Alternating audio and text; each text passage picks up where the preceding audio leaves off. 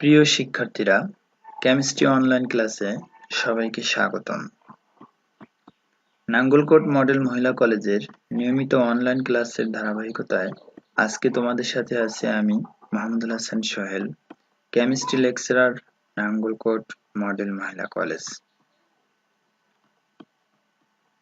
এটি আমার প্রথম বর্ষের প্রথম ক্লাস। আজকে তোমাদের সাথে আমি আলোচনা করব রসায়ন বিজ্ঞানের প্রথম পত্রের প্রথম অধ্যায় সেফ ইউজ অফ ল্যাবরেটরি তথা ল্যাবরেটরি নিরাপদ ব্যবহার নিয়ে। প্রথমে আমরা একটা ইমেজ দেখতেছি, নিশ্চয়ই তোমরা বুঝতে পারছো এটি একটি ক্লাসরুমের ছবি। আমরা আরো একটা ইমেজ দেখতেছি, এটা একটা ল্যাবরেটরির ছবি। নিশ্চয়ই বুঝতে পারতেছো ক্লাসরুম এবং ল্যাবরেটরির মধ্যে অনেক পার্থক্য রয়েছে। আজকের পাঠ, আজকে আমরা যে বিষয়গুলো নিয়ে আলোচনা করব, প্রথমে আমরা ল্যাবরেটরি ব্যবহার বিধি সম্পর্কে জানব এবং ল্যাবরেটরিতে যে গ্লাস সামগ্রী রয়েছে সেগুলো কিভাবে নিরাপদে ব্যবহার করা যায় তার কৌশল সম্পর্কে জানব। আজকের পাঠ শেষে শিক্ষার্থীরা ল্যাবরেটরি ব্যবহার বিধি সম্পর্কে জানতে পারবে, ল্যাবরেটরিতে নিজের ও সহপাঠীর সুরক্ষা নিশ্চিত করে কাজ করতে পারবে, নিয়ম অনুযায়ী নিরাপত্তার সাথে গ্লাস সামগ্রী ব্যবহার করতে পারবে। ল্যাবরেটরি ব্যবহার অনুচিত, অর্থাৎ ল্যাবরেটরিতে আমরা যে বিষয়গুলো ব্যবহার করব না। প্রথমে আমরা মোবাইল ফোন ব্যবহার করব না। আমরা ল্যাবরেটরি টেবিলে বিভিন্ন খাবার সামগ্রী রাখবো না এবং খাবো না।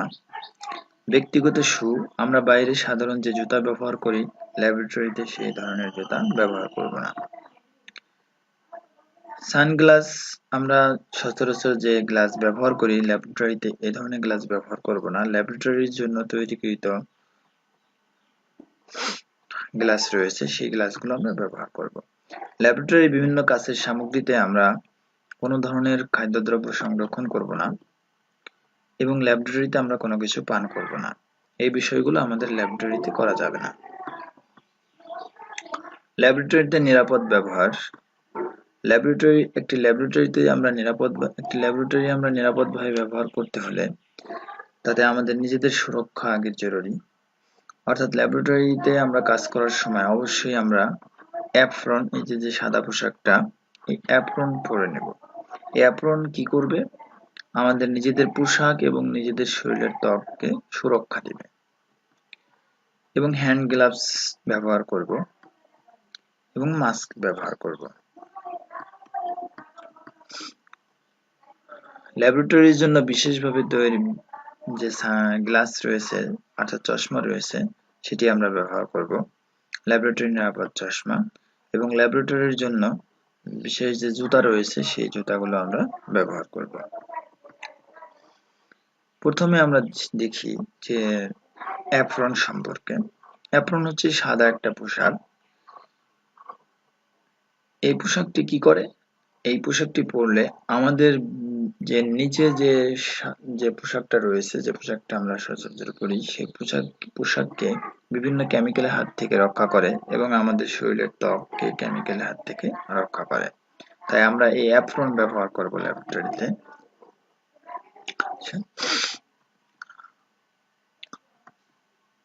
এরপরে আমরা ল্যাবরেটরি আমাদের চোখকে সুরক্ষার জন্য ল্যাবরেটরির জন্য বিশেষভাবে যে চশমা তৈরি করা হয়েছে, দেখতে পাইতেছো যে এইরকম যে চশমাগুলো ল্যাবে যে ব্যবহার করা হয়, এই চশমাগুলো আমরা ব্যবহার করব। নিশ্চয়ই বুঝতে পারতেছো আমরা যে স্বাভাবিক যে চশমা ব্যবহার করি আর এই চশমার ভিতরে অনেক পার্থক্য রয়েছে। স্বাভাবিক চশমা যে কোনো দিক দিয়ে তোমার চোখের ভিতরে কোনো কিছু ঢুকতে পারবে, কিন্তু এটা যদি পরি আমরা, কোনোভাবেই কোনো কেমিক্যাল ভিতরে ঢুকতে পারবে না। ফলে আমাদের চোখ ল্যাবরেটরিতে সুরক্ষাভাবে থাকবে এবং আমরা ল্যাবরেটরিতে নিরাপদে কাজ করতে পারবো। এরপরে আমাদের অ্যাপ্রন পড়তে হবে। ল্যাবরেটরিতে আমরা বিভিন্ন কেমিক্যাল নিয়ে কাজ করি, তাই বিভিন্ন এর ভিতরে ক্ষতিকর কেমিক্যাল রয়েছে, তাদের হাত থেকে রক্ষার জন্য আমরা মাস্ক ব্যবহার করব।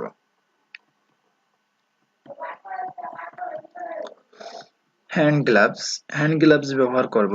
অর্থাৎ ল্যাবরেটরিতে আমরা বিভিন্ন ধরনের কাজ করে থাকি, সেই কাজের সময় অর্থাৎ বিভিন্ন কেমিক্যাল এক পাত্র থেকে অন্য পাত্রে নেওয়ার সময় বা বিভিন্ন অ্যাসিড ঢালার সময় অনেক সময় এই অ্যাসিড গ্লাভস না পরার ক্ষেত্রে হাতে লেগে যায়, এবং অনেক অ্যাসিড ক্ষার আছে যেগুলো অনেক ক্ষয়কারক, যেমন ঘন অ্যাসিড, ঘন ক্ষার, সেগুলো আমাদের সরাসরি হাতের নখে বা ত্বকে পড়লে ত্বকে ক্ষতের সৃষ্টি হবে। সেই সমস্যা থেকে রক্ষার জন্য আমরা অবশ্যই কি ব্যবহার করব? হ্যান্ড গ্লাভস ব্যবহার করব। ল্যাবরেটরি গ্লাস সামগ্রী। এখন আমরা ল্যাবরেটরিতে যে গ্লাস সামগ্রী রয়েছে সেগুলোর সাথে পরিচিত হই। প্রথমে আমরা একটা দেখতেছি, এটা হচ্ছে গোলতলীয় ফ্লাক্স বা আয়তনিক ফ্লাক্স। এটার নাম হচ্ছে আয়তনিক ফ্লাক্স। একটা নির্দিষ্ট পরিমাণে আয়তন এটা দিয়ে কি করা যায়? পরিমাপ করা যায়। এটা হচ্ছে মেজারিং সিলিন্ডার অর্থাৎ মাপন চঙ্গ। এটাও একটা নির্দিষ্ট পরিমাণ আয়তনের দ্রবণ পরিমাপ করাতে ব্যবহার করা হয়। এরপরে আমরা দেখছিলাম গ্যাস জার, এটার ভিতরে গ্যাস সংরক্ষণ করা হয়। তারপরে আমরা দেখতেছি কাঁচনল অর্থাৎ গ্লাস টিউব। তারপর দেখতেছি গ্লাস রড, যেগুলো আমরা নাড়ন হিসেবে ব্যবহার করি। তারপরে আমরা দেখতেছি বিভিন্ন আকৃতির ফানেল অর্থাৎ পৃথকীকরণ ফানেল। এছাড়া আরো আমরা দেখতেছি এখানে বিভিন্ন সাইজের পিপেট রয়েছে, বিভিন্ন আকৃতির পিপেট। অর্থাৎ পিপেট হচ্ছে এমন একটি যন্ত্র যার সাহায্যে একটি নির্দিষ্ট আয়তনের দ্রবণ এক পাত্র থেকে অন্য পাত্রে নেওয়া যায়। বিভিন্ন আকৃতির হয়ে থাকে, 5 মিলি, 10 মিলি, 50 মিলি পর্যন্ত পিপেটের আয়তন হয়ে থাকে। অর্থাৎ 5 মিলি থেকে 50 মিলি পর্যন্ত কেমিক্যাল আমরা এক পাত্র থেকে অন্য পাত্রে স্থানান্তর করতে পারি। তারপরে আমরা দেখতেছি যে বুরেট, এই যে কাঁচনলটা আছে, এই যে লম্বা কাঁচনলটা, এটার নাম হচ্ছে বুরেট। বুরেট কাকে বলে? বুরেট হচ্ছে সমান ব্যাসার্ধের একটি লম্বা নল, যার উপরের প্রান্ত খোলা এবং নিচের প্রান্ত সরু। নিচের প্রান্ত এত সরু যে আমরা এখানে একটা ফোঁটায় ফোঁটায় দ্রবণ ফেলতে পারি, এবং নিচে একটা স্টপ কর্কও আছে। স্টপ কর্ক এটি ঘুরিয়ে আমরা এই দ্রবণের প্রবাহটা কমাইতে পারি, বাড়াইতে পারি। এই বুলেটটা যেটা দিয়ে যার সাথে লাগানো আছে সেটাকে আমরা বলি হয় বুলেট স্ট্যান্ড, বুলেট স্ট্যান্ড। এরপরে আমরা দেখতেছি এটার নাম হচ্ছে কনিক্যাল ফ্লাক্স। বিভিন্ন আয়তনের হয়ে থাকে এই কনিক্যাল ফ্লাক্স, আমরা বিভিন্ন এর ভিতরে বিক্রিয়া করে থাকি, অর্থাৎ মাত্রিক বিশ্লেষণে অর্থাৎ টাইট্রেশনে আমাদের এই কনিক্যাল ফ্লাক্সগুলো বেশি ব্যবহৃত হয়। তারপরে আমরা দেখছিলাম বিকার। বিভিন্ন আয়তনের বিকার রয়েছে, 50 মিলি, 100 মিলি, 150 মিলি, 500 মিলি পর্যন্ত বিকার রয়েছে। তারপরে আমরা দেখতেছি বিভিন্ন ধরনের টেস্ট টিউব। টেস্ট টিউবে আমরা বিভিন্ন ধরনের কেমিক্যাল সংরক্ষণ করে থাকি। তারপর হচ্ছে ড্রপার, ড্রপিং বোতল। এই বোতল থেকে একটা নির্দিষ্ট পরিমাণ দ্রবণ ড্রপারের সাহায্যে তোলা যায়, যা ফোটায় ফোটায় আমরা অন্যান্য কাজে ব্যবহার করতে পারি। রিয়েজেন্ট বোতল, এই বোতলগুলোতে আমরা বিভিন্ন ধরনের রিয়েজেন্ট সংরক্ষণ করতে পারি। এটা হচ্ছে ফানেল, এই ফানেল দিয়ে আমরা একটা দ্রবণ থেকে অন্য দ্রবণ পৃথক করতে পারি। এটা হচ্ছে বার্নার, অর্থাৎ আমরা জানি আমাদের রসায়ন বিজ্ঞানের যে ল্যাব আছে তাতে বার্নার রাখতে হয়, কারণ বিভিন্ন দ্রবণ আমাদের গরম করতে হয়, তাপে বিক্রিয়া করে থাকি, এই জন্য আমাদের বার্নার ব্যবহার করতে হয়।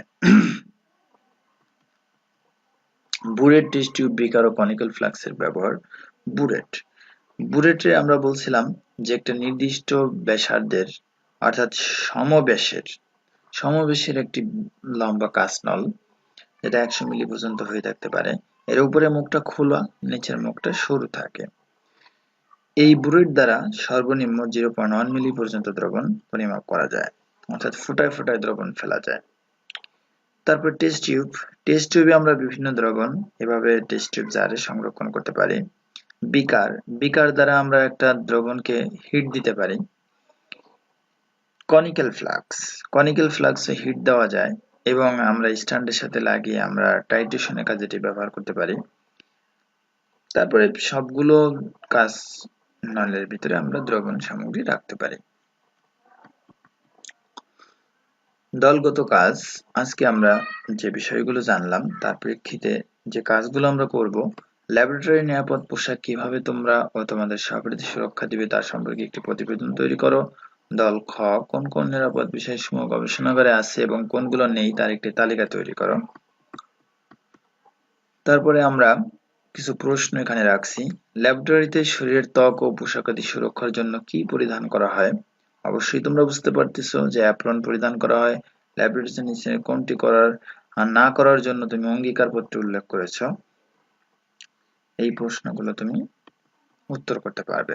ল্যাবরেটরিতে নিজের নিরাপত্তা নিশ্চিত করতে কি প্রাথমিক ব্যবস্থা নিতে ভুল হবে? রাসায়নিক পরীক্ষা, ব্যক্তিগত নিরাপত্তা সামগ্রী, এই প্রশ্নগুলো তোমরা উত্তর করবে।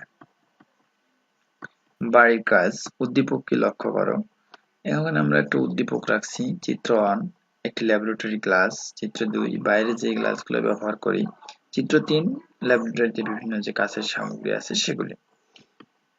নিরাপদ পোশাক কি? নিরাপদ পোশাক আমরা অ্যাপ্রনকে নিরাপদ পোশাক বলে থাকি, অর্থাৎ যেটা ল্যাবরেটরিতে ব্যবহার করা হয়। ল্যাবরেটরিতে মাস্ক ব্যবহার করা হয় কেন? কারণ ল্যাবরেটরিতে বিভিন্ন ক্ষতিকারক দ্রব্য নিয়ে আমাদের কাজ করতে হয়, বিভিন্ন গ্যাস নিয়ে আমাদের কাজ করতে হয়, এই জন্য ল্যাবরেটরিতে মাস্ক ব্যবহার করতে হয়।